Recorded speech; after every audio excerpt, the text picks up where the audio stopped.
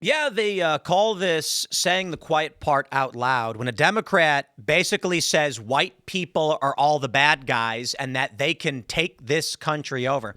The remarkable thing about this is the overt racism, obviously, but I don't mean just against white people. I mean also against literally every other minority. So this Democrat, Gene Wu, I believe his name is, right? Yeah, Gene Wu, says that non-whites share the same oppressor, and we are the majority now. We can take over this country. Who is we? And who is they, though? Who is they? All right, let me play the clip for you. And, yeah. I always tell people the day the Latino, African American, Asian, and other communities realize that they share the same oppressor is the day we start winning. Because we are the majority in this country now. We have the ability to take over this country and to do what is needed for everyone and to make things fair. But the problem is our communities are divided. They're completely divided. And I talk about I always tell people We're going to play this again one more time for you. The Latino, African American, Asian, and other communities realize and other that they share the same oppressor is the day we start winning. Because we are the majority in this country now. We have the ability to take over this country and to do what is needed for everyone and to make things fair. But the problem is our communities are divided. They're completely divided. So let's just try and break down the logic real quick. He says Latinos, blacks, Asians, and other. I love being called other, by the way, Gene. Thank you for that one, because demographically, I, of course, as a mixed race person, am other. That's where I land. Okay, the funny thing is, who is they, though? You know, when he's like, we share the same oppressor. I think the assumption is he's talking about white people. Most people were like, he's talking about white people, isn't he? I'm not entirely sure. He might be talking about the Jews. No, for real. But I guess when he says non-whites, let me play that one more time for you. That they are Latino, African American, Asian, and other communities realize that they share the same oppressor is the day we start winning.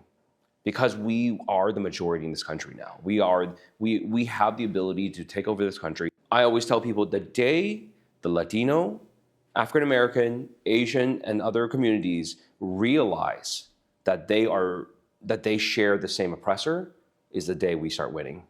Because we are the majority in this country now. We have the ability to take over this country and to do what is needed for everyone.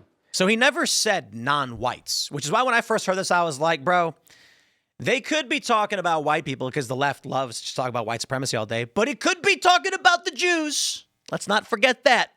Let's not forget that that's what they're on about. But what I love is, anyway, the point is that he's like, but our communities are divided. What? Bro, do you guys remember Stop Asian Hate? When all these liberals and lefties were spam blasting the hashtag Stop Asian Hate because Asians were getting attacked in the street. And then the videos started to emerge and people identified a pattern in who was actually the ones attacking Asian people. And as it turned out, it was black people. Not every black person, not black people as a monolith. It was literally high instances of young black men beating Asian people. And Jews. So all of a sudden, the hashtag disappeared, and they stopped talking about stopping Asian hate. Now, I know, to be fair, a lot of people are saying Tim is clearly not talking about the Jews. He's talking about white people. And sure, take a look at this one.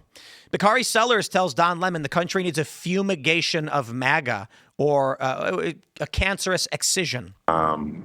You know, Joe Biden was somewhat of a bridge. He was supposed to be a bridge or a palate cleanser or somebody who morally and ethically was antithetical to who Donald Trump was. You know, Uncle Joe was the nice guy, older white guy, comes in and you want to eat ice cream with him, right? Well, I think what that episode in our country's history showed us is that we really need some fumigation, right? We need a exorcism, for lack of a better term. We need a more aggressive approach to go in and surgically remove the cancer that is the Donald Trump and MAGA movement. Wow. Yeah, that's where we're going. You know, the big topic right now everyone's talking about is the halftime show with, you had the Kid Rock version, which did massive numbers. And then you've got the Bad Bunny version, which people just have to watch. And, there's a sadness I see in this bifurcation, a sadness I feel that we are so split. This country used to be, we used to be unified. We're not anymore. And the purpose of the Bad Bunny show largely was for an international audience. They were telling you they don't care about you. The American vision, the American dream, you are being excised. That is the message all of these people have. When Gene Wu says we can take this country over, they mean it. And he's not necessarily talking about white people, but of course, that is a major component. He's saying from Americans. They let in 10 to 20 million illegal immigrants. Use the high end, say 20 million, use the low end. I don't care. Either way, it's a massive number. Estimates range from between 50 and 90 million people in this country. Could be 90 million. I don't believe that, to be honest. 50 million makes sense. Illegal immigrants. So we're looking at 330 some odd million people in this country, and actually only around 280 are American or legal immigrants, and the rest are illegal immigrants. They are weighing the interests of non-citizens who came here a month ago over the grandchild of a man who fought in World War II for the preservation of, I don't know, I guess this world order, not just this country, because theoretically the U.S. could have stayed out of it. Then you have the Cold War. There are men who sacrificed everything to build this country up. The sad reality is it's the strong men who die in war. The stronger men who survive, but when a nation sends all of its warriors out to fight and they die, it is the non-warriors who largely have children. And that's what happens over a long period of time. Now, don't get me wrong, a lot of warriors survive, they come back and have a lot of kids, and so we did see that in the United States quite a bit. But now what we're looking at is, well, your grandparents, for most of you, some of you are old enough to actually be the culprits. Largely the boomer generation, and to a certain extent, elites of the greatest generation. Now, the greatest generation are based, and boomers are to a great degree based, for sure. But there are many boomers who are staunchly anti-Trump, neoconservative, neoliberal, et cetera, et cetera. So what happens is, after World War II, these powerful interests from Great Britain, Europe, and the United States say, we're going to control the world through financial incentives and manipulation, and they created the liberal economic order.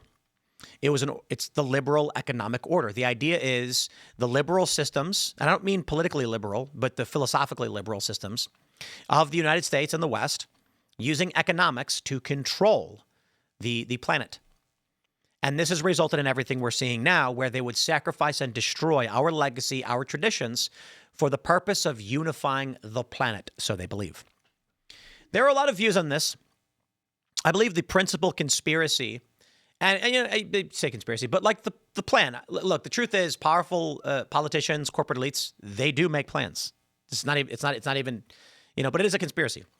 The idea is this: they want to unify the planet. They don't want war, and I can respect it to a certain degree. But there's a problem. You see, I did a video on Epstein's dark transhumanism. A lot of these elites believe that they're going to race mix everybody because everybody's the same. They're not. And then they're going to have a homogenous, generic population. And from there, you can build up. But the elites will isolate themselves through the machine, through AI, so they'll be in charge.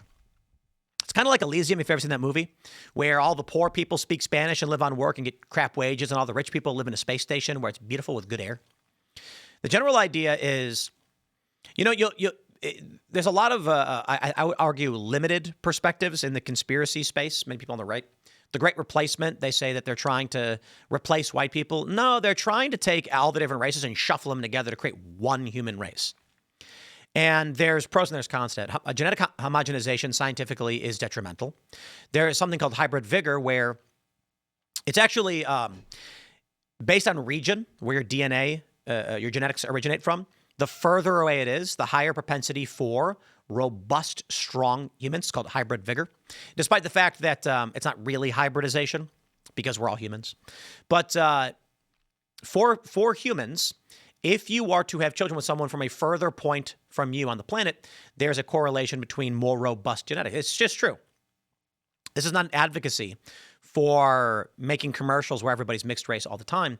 But the argument and the reason why we're seeing this is they want to destroy individual culture. The reason why they're doing it in Europe, the reason why they're doing it in the United States, is they want to break down these barriers. One of the biggest problems that Europe's had is that as a bloc, they're countries, right? In the United States, everybody basically comes from the same place, English speaking, so culturally similar, despite being different. You go to Texas, things are different, but over time, it's sort of homogenizing. Regional diction is breaking down. I never met anybody in Chicago who talked like this, nor said the word Chicago. I never heard Chicago before in my life. Everybody I know in Chicago says Chicago. And for some reason outside, everyone's like, Chicago. People do kind of still talk with a Boston accent and a Brooklyn accent. Both. They say both. That's how they talk in Brooklyn. But over time, it's going away. Europe's got a problem because they all speak different languages, and they're trying to homogenize that economic bloc. And they're trying to do it everywhere. That way, there is a singular cultural system. That's why they do the Bad Bunny thing. That's why they're talking about taking over this country. They view MAGA, American traditionalists, as vestiges of an old dead system that they're trying to destroy and replace. The question is, will you let them? The quiet part out loud. You know, the funny thing is that the phrase, the quiet part out loud, originates from The Simpsons. I only learned this originally, but The Simpsons basically are responsible for a whole bunch of words. Meh. It's The Simpsons. Really? Meh. When someone says, hey, you want to go to the movies? Meh. Simpsons made that up. Yoink. And it's just one yoink. You know what that means? When you grab something, yoink. Why did The Simpsons decide to just say that word? It they just did. It's our modern Shakespeare, my friends. And then there's a scene where I think it was like a bus driver or something. He goes, oh, I said the quiet part out loud. And now it's a common reference to when someone says something that's supposed to be kept a secret in front of everybody, like this guy is. The reason I bring this up, aside from the fact that Simpsons seasons 1 through 9 based, ask yourself why it is that they feel comfortable saying the quiet part out loud right now. This man is talking about displacing Americans, supplanting this country based on race. That's terrifying. And then you got Bakari Sellers effectively calling for the mass execution of conservatives. Ask yourself why they feel comfortable saying this, and then ask yourself if you feel confident about what this country is going to become. Are you satisfied with how Trump is handling things, or the Republicans? Because I got to be honest, it feels like we are always just on the back end, always just losing. You get one step forward, 2 steps back. Trump wins, but as if the Republicans could do half of what Democrats could do. At a certain point, ask yourself, what is your future going to look like? I'm going to leave it there, my friends. Smash that like button, share the show with everyone you've ever met. Thanks for hanging out. More shows to come throughout the day, and we'll see you all in the next segment.